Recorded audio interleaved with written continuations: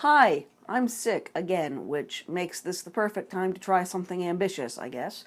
I'm going to be doing something fairly small. I've already kind of started to highlight it, and as I was figuring out where I wanted to start on this, I got the idea, since it has quite a lot of colors in it, that there's going to be a lot of metallic colors in this. So anytime there is a floss that matches up with a metallic number, I'm going to be using that, which will hopefully make it look kind of cool.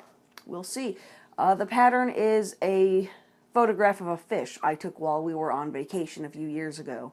So the metallic floss should kind of give it a neat, shimmery, hopefully cool effect, but we'll see when we get there, I guess. Let's get started.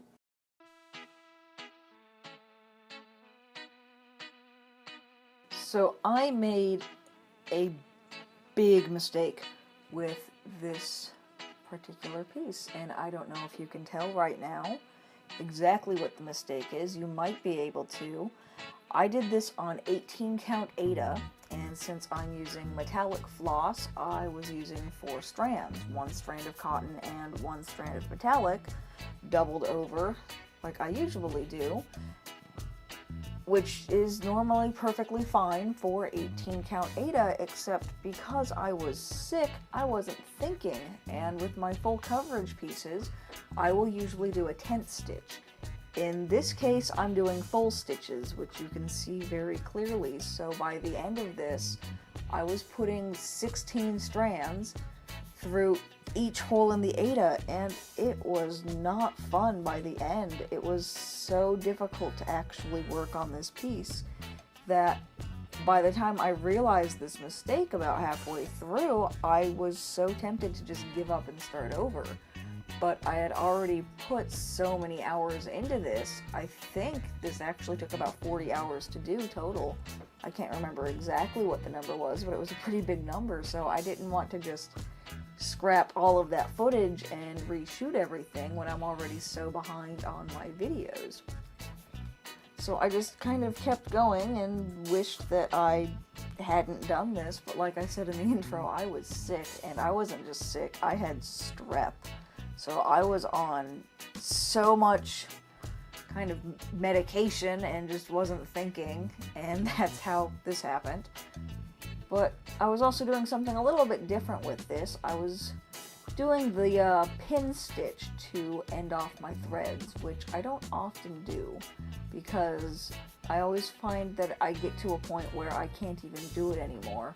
But like at this point, I can use the pin stitch to end off the thread, and that's fine, but it gets to a point about halfway through where there's no longer any place to really pin stitch, so I wind up having to bury it in the back anyway, which just caused even more problems on top of the problem I had already created for myself, because I was suddenly unable to actually get the needle through the fabric in some places, and you'll start to see that when I start working around the fish's eye in a little bit.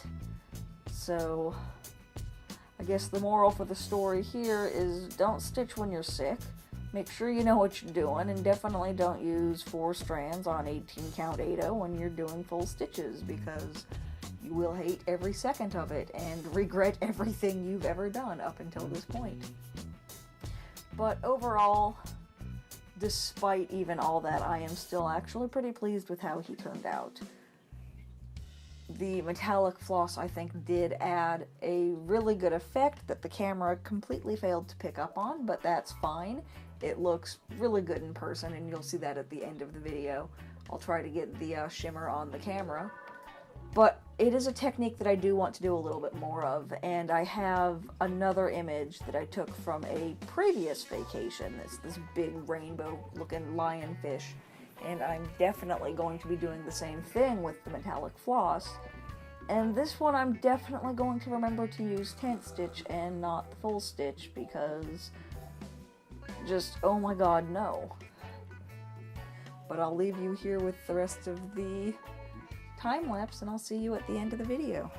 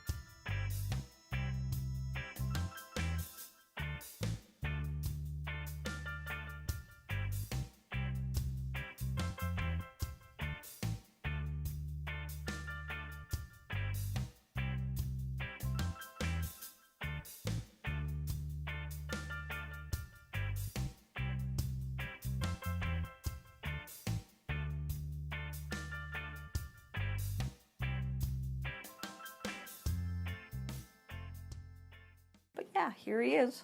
I'm not sure how well the glitter is actually coming across.